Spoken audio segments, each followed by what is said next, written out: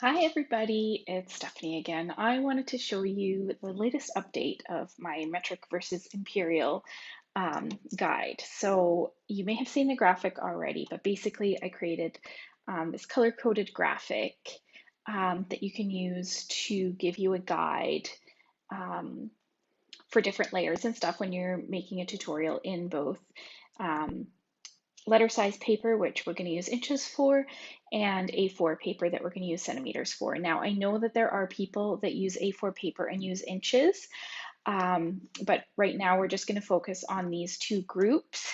If there's a lot of demand for it, I may make another version um, that that uses inches with A4 paper as well. But for now, this is what we're going to stick with. Um, in that graphic, there is a bunch of different colors of paper that are suggested. You can use whatever different colors you want, but I'm basically going to show you what you're going to do. What I'm going to do is I'm going to cut layer 3, and then I'm going to show you all of them.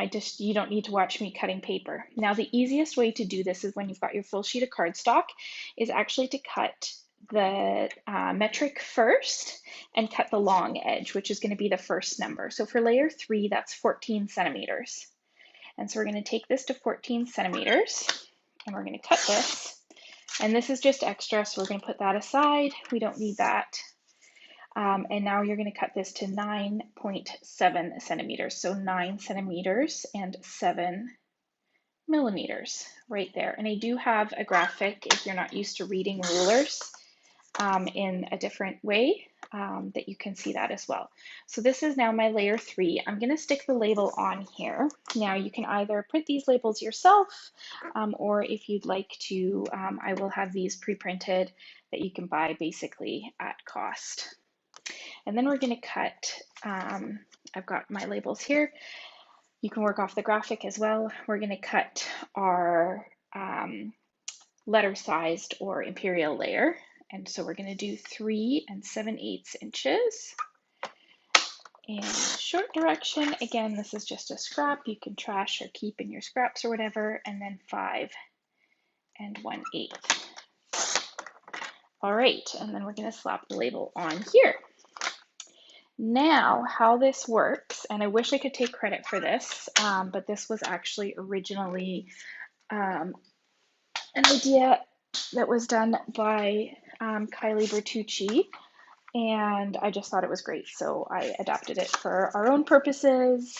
I haven't seen hers, I just kind of know the concept, so I don't know how similar mine is, if there's things she did better, but this is my version. So what you'll end up with at the end of this is you'll end up with kind of 2 piles of colorful cardstock. So we're going to tuck these in where they belong. So we're going to go layer 3, goes in between layer 2. So see how it layers onto layer 2, and then all the way down. So all of these layers are 1/8 of an inch apart. And then for the metric, we're going to tuck that in and see how it also layers onto its own layer 2. And this one is just 2 to 3 millimeters difference between the layers, but the same kind of thing. So what you can do, and I'm going to start with the letter-sized versions to begin with, is you can, when you're building your card, so like say my standard kind of first layer here would be 5 1/4 by 4. So this is my card, and then we're going to layer on that 5 1/4 by 4, and then maybe we've got another small layer. Let's use this 4 3/4 by 3 1/2. Now, when you go to make the metric version of this, because you don't want to be measuring all of this, what you're going to do is you're just going to take the same colors that match up, and you'll have the same layers just in the different variation. So in this case, we've still got our pumpkin pie layer 2 and our garden green layer 6, but now those measurements have been adapted for the metric size. So even though they're different sizes of cardstock that we start with, you can see how this kind of does those conversions for us, and we're not going to run into trouble with not adjusting those sizes properly.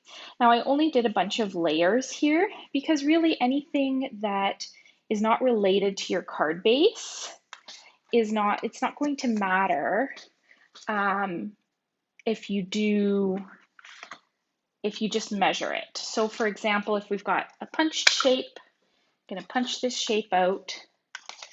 Punched shapes, die cut shapes, note cards, all of those things are the same between the different markets. So if I wanted to measure my piece that I wanted to get, say, 2 punches out of this, I can just go on here and I've measured, okay, it's 3 1/4. I could probably get away with 3 inches, and I could probably get away with 4 inches. So I could say, okay, I'm going to do a 3 by 4 inch piece for this.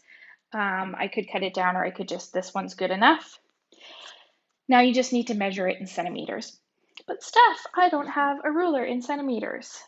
But you do. If you look at the other side of your grid paper, you have a ruler. So you could just measure it and say, okay, you know what? 8 by 11 centimeters is good enough for this one, or if you wanted to be exact, you could measure out to the millimeter.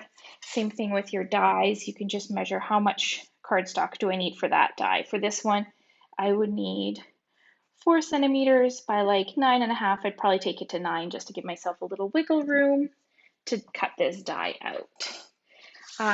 If you don't have grid paper, there is also the option of using tape measure or a ruler, because especially sewing tape measure will usually have both. So I've got the inches and I've got the centimeters on there, as well as our handy dandy trimmer.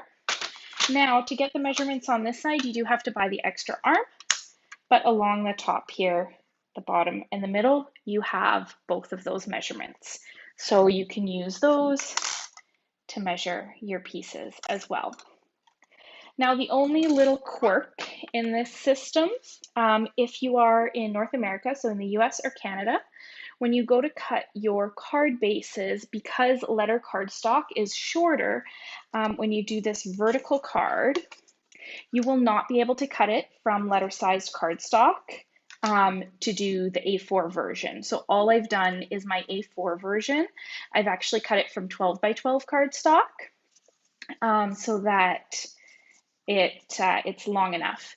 That being said, you could cut it from whatever cardstock you wanted. If you wanted the colors to be the same, just do them both in white, something like that. I just have to know that my vertical card is different color between my two systems. If you do print out the labels, there will be a little label for your envelope as well as a label for like a full page. I've just stuck mine on here, but if you wanted to have a reference for the full page, you could cut that out of, say, 12 by 12 paper or some copy paper or something like that. So you had a reference for the full page. I didn't feel I needed that. I feel like just the reference on here is good enough. So if you wanted, I can print these for you. Like I said, I'm going to put them up in my store. They'll just be basically cost and some shipping or whatever. And then the other resource that I've got in my store as well is this mouse pad that has some of the standard sizes on it and just some references to some of the basics. And these make a great little stamping pad as well. So if you wanted to get one of those, you could as well. Hopefully this helps. Hopefully this clears up some of the mystery that is converting between A4 cardstock and letter cardstock and helps you make better tutorials. Happy stamping. See you next time. Bye.